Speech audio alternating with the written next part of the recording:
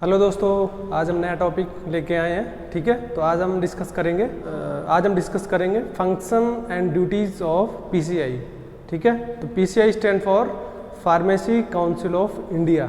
ठीक है, तो भारत में जितने भी फार्मेसी कोर्सेज हैं, वो चाहे डिप्लोमा हो, चाहे बैचलर हो, ठीक है, चाहे मास्टर्ड हो, चाहे वो पीएचडी हो एंड फॉर्म डी आल्सो। ठीक है, तो जितने भी आपके जो फार्मास्यूटिकल कोर्सेज हैं वो किससे अप्रूव्ड होते हैं? वो होते हैं फार्मेसी काउंसिल ऑफ इंडिया।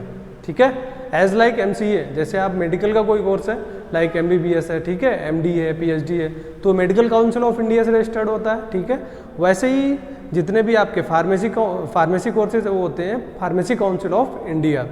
तो हम देखते हैं फार्मेसी काउंसिल ऑफ इंडिया का फंक्शन एंड ड्यूटीज़ क्या हैं, क्या क्या इसके कार्य होते हैं, क्या क्या करना चाहिए इसको। ठीक है, क्या क्या कंट्रोल होता है इसके अंडर में, तो हम देखेंगे। पहला पॉइंट हमारा क्या है?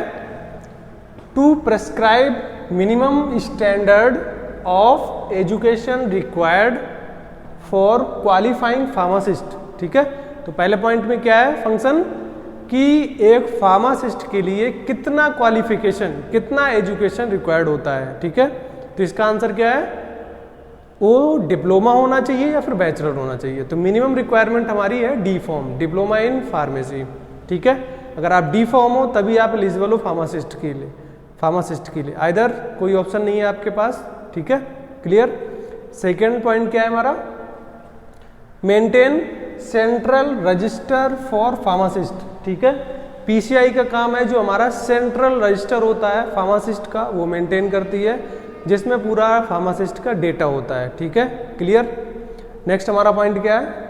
Regulation of state pharmacy council. ठीक है, तो जो हमारी पीसीआई होती है फार्मेसी काउंसिल ऑफ इंडिया, वो किसको रेगुलेट करती है? वो करती है स्टेट काउंसिल को।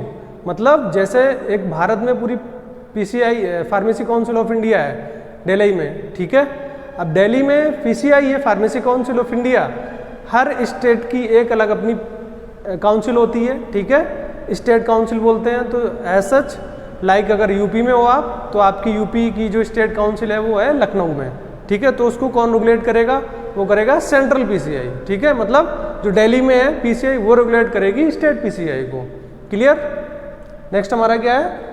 Provide approval to pharmacy colleges. ठीक है, अभी हमने बताया आपको जितने भी फार्मेसी कोर्स हैं वो पीसीआई अप्रूवल करती है। ठीक है, और इसके अलावा अगर आप कोई कॉलेज सर्च कर रहे हैं, ठीक है, तो आप इंश्योर कर लें वो पीसीआई से अप्रूवल है या नहीं है। ठीक है, अगर वो पीसीआई से अप्रूवल है तभी वो माना जाएगा फार्मास्यूटिकल कोर्स की एलिजिबिलिटी के लिए।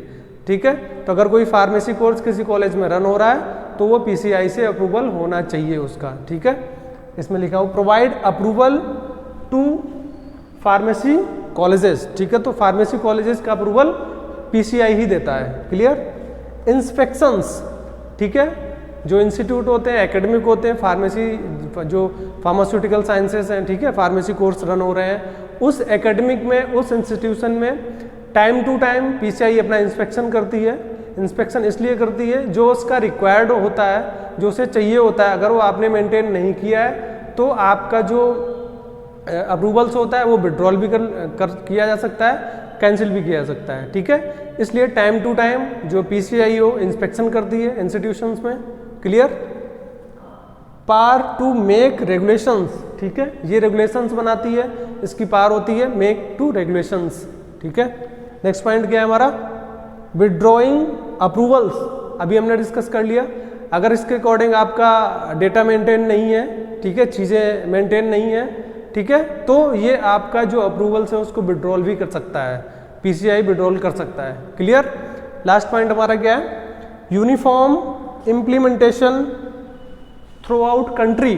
ठीक है, यूनिफॉर्मिटी मेंटेन होगी थ्रू आउट पूरी कंट्री में। ठीक है, जो इम्प्लीमेंटेशंस होंगे वो थ्रू आउट पूरी कंट्री में इम्प्लीमेंट होंगे। ठीक है, अगर पीसीआई कर रही है तो। ठीक है, तो ये मेजर फंक्शंस हैं, मेजर ड्यूटीज हैं पीसीआई की।